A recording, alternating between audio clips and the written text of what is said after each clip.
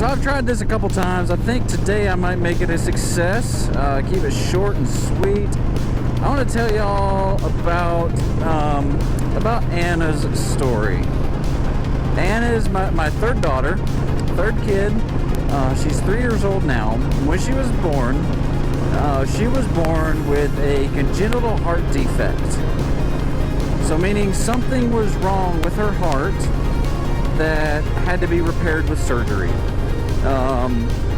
So when she was born in June, and when we were discharged from the hospital, the doctors and nurses said, well, we hear a slight heart murmur. It's probably nothing. These things go away on their own usually, but just mention it to the pediatrician when you go for her checkup.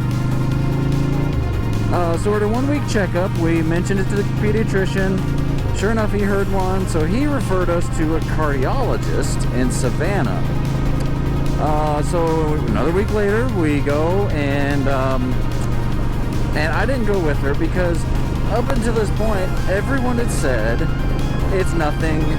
These things go away on their own. We're just following procedure pretty much. So I didn't go with her. That was a mistake because after they did the echocardiogram, he looked her over, said, well, she has a heart defect. It's called Tetrology of Fallot, and she will need heart surgery in the next few months to save her life. And oh my gosh, you tell that to a postpartum mom. My wife called me in tears, and you know, we had to figure this out. So that started weekly trips to Savannah with the cardiologist. She started having complications, having what they call TET spells, where basically she would turn blue. I remember it happening the first time when I was changing her diaper, and she was crying, of course, as babies do. But then all of a sudden, like away from her toes up to her head, she just turned blue, like this gray blue, not healthy looking color, not like a normal baby. So the cardiologist started getting concerned, called up to Atlanta, gave his recommendation. So then on a Friday morning, about 8 o'clock, Eggleston Children's Hospital gave us a call and say, we have a bed for Anna. Go ahead and bring her in. We said, okay, well, we live in South Georgia, and we've got 2 other kids that we're going to have to find something to do with, so we'll get there when we get there. Is that okay? They said yes. So 6 hours later, we finally rock up to the hospital. And of course, Anna's, up until that point, she's been doing pretty good. Normal baby stuff, just crying and whatnot. Hi.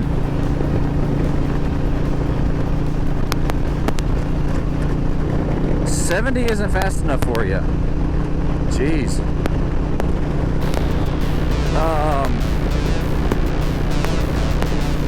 Anyway.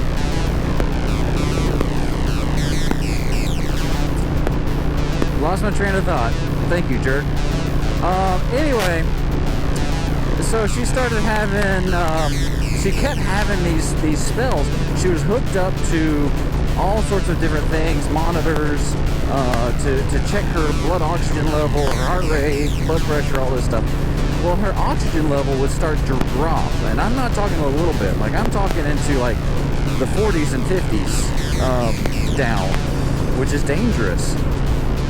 And usually my wife could nurse her, she would calm down, she did go back up.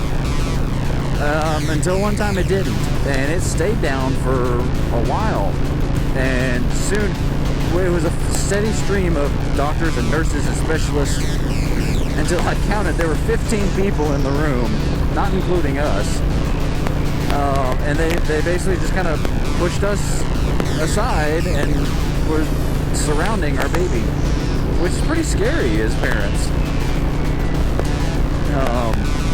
And so they determined she was too critical of a case to stay where she was.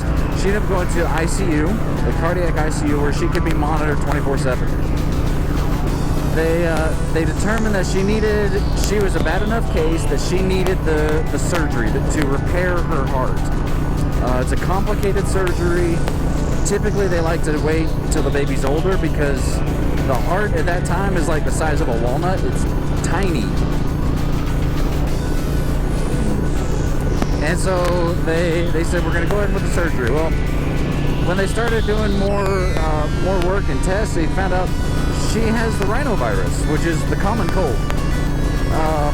And usually for a kid, common cold, they get the sniffles, runny nose, some congestion, whatever.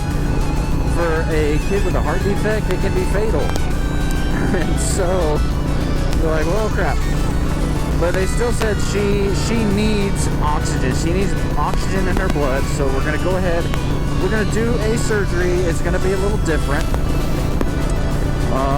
Instead of doing the full repair, we're just going to put a shunt in to help her with her blood flow. So basically, they're going to bypass the pulmonary artery and put another valve in her heart, in her body.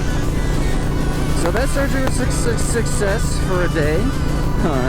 Next day, I walk in and there was a huge piece of equipment and tons of doctors all around Anna. I'm like, what's going on? They say, well, she had another test bill last night. She turned blue. So we're looking, and it looks like her shunt had clotted. So it was clogged. The thing that was keeping her alive. So they rushed her back in. They were able to go through a catheter through her arteries up and unblock the clot. And they also put a stent into the shunt. So a little wire cage that kept it open. On top of that, because she was intubated, she had a breathing tube for so long, she also got a bacterial infection. And so we were in the hospital that time for 13 days. And seemed like every single day it was another something else would blindside us. We didn't know what to expect. It was very rough. She was finally able to go home on 5 medications that we had to give her 3 times a day. And it was really rough. She also couldn't eat.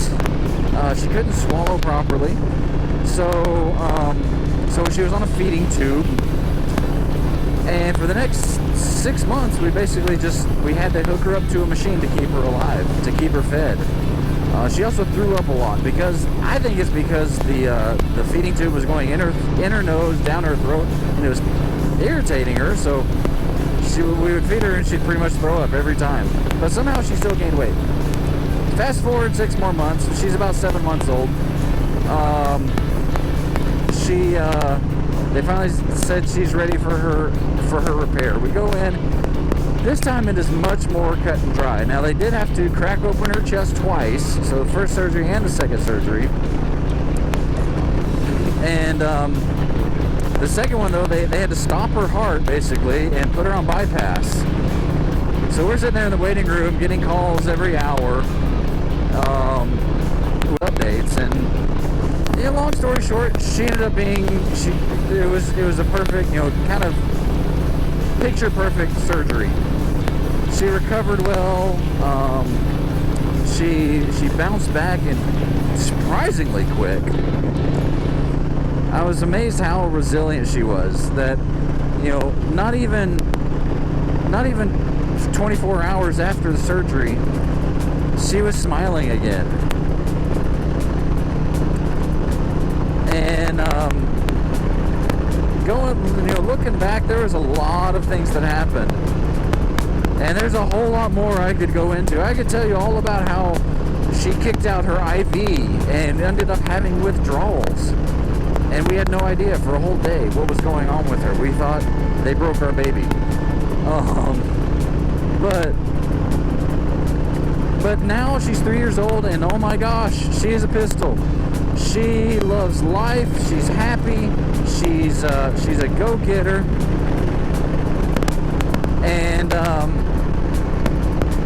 And she is a typical 3-year-old, a 3-nager. totally, through and through. But she is great. Congenital heart defects is, this was a whole new world to us. We found out that congenital heart defects affect 1 in 100 kids that are born. So that's about every 15 minutes, a new child that's going to be born that has these complications. Now, CHD, we found out, kills more kids than any other birth defect or disease combined. And yet, it's still one of the most under-researched defects. And so, it's pretty sad to me. It's been getting better, but there's still a lot more that we need to learn. 30, 40, 50 years ago, her defect was basically a death sentence. They called it blue baby syndrome, and there's nothing they could do until they figured out how to repair it, how to do the shunt, which would extend the life. And then later they discovered the surgery. Hey, look, lots of bikers. Hey guys, what's going on? Have fun. Woo! It's like 5 motorcycles that I've seen on this road today. That's like a new record. So that's my story about Anna. I could go on and on, but I don't want to. What is this guy doing? He was just in my lane. Watch the road, dude. So CHD is a very severe thing, and Anna's, thankfully Anna's was severe, but she had kind of the textbook heart defect. That's the one that doctors study in medical school, and so it's pretty easy to repair. I mean, it's not easy, but the success rate is very high. There are other heart defects that are more severe that the child needs surgery within the first days of life in order to live. Oh, there's doggies. There's doggies. Does this dude not have a signal? He doesn't have a signal. He doesn't have brakes. Stick his hand out the window. But there's doggies. Hey there, doggies. Oh, you're turning. All right. Bye, doggies. So anyway, we were thrown in this whole new world we knew nothing about, and we thought we didn't have to do that again. But lo and behold, Wesley, our 4th child, looked like he was going to have a defect too. They said his looked like it was coarctation of the aorta. So basically a kink in his aorta that would restrict the blood flow. So, don't want to tell you a whole nother story. That's a story for another day. But we went to the hospital in Atlanta. And after about a week, they said, you know what? His heart, his aorta, everything is looking good. It's growing fine with him. Y'all can go home. And we were ecstatic. We thought he was going to have surgery within, a couple days. And thankfully, we're still getting checks up with the cardiologist. But he's saying, if anything, if it still stays the same, if it doesn't improve, he can probably go till he's about 2 before needing surgery. So we're thankful for that. We're thankful for all our kids that are, as healthy as they can be. They definitely all keep us on our toes, though. Being a dad, being a parent is tough. It is hard work. It is definitely the hardest job ever. So, I just wanted to tell that story. I like telling the story because it's a lot of people have never heard of CHD or congenital heart disease. We hadn't. I didn't even know that was a thing until we got into this world. So thank you for listening. Thank you for your time. My name's Tuba Billy. Make sure you like, subscribe, help me out. I'm just getting started here, and I'm just sharing my my daily commute back and forth to work, my daily ramblings, my therapy session. Thank you for being my therapist, YouTube Nation. But I'm signing out now. God be with you till we meet again.